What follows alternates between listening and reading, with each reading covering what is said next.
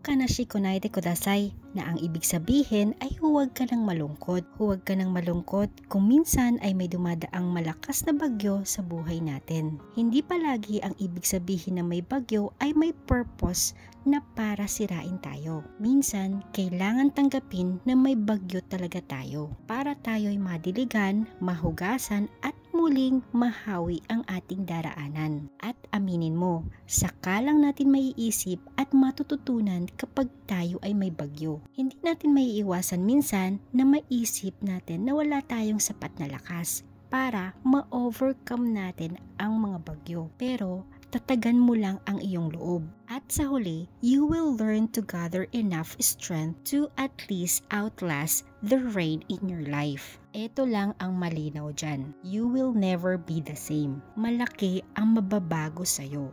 It will change you. Adaan lang yan sa buhay mo. At isipin mo, hindi naman uulan ng 360 araw sa buhay natin. At pagkatandaan mo rin, merong nag-iisang nilalang na laging naghihintay na masumpungan mo siya. Ang advantage, hindi ka umaalis sa lilim niya. Dama mo ang kapayapaan, dama mo na hindi ka nag-iisa. Dahil alam mong secured ka kahit gaano pa kalakas ang bagyo mo. Ngiti naman dyan.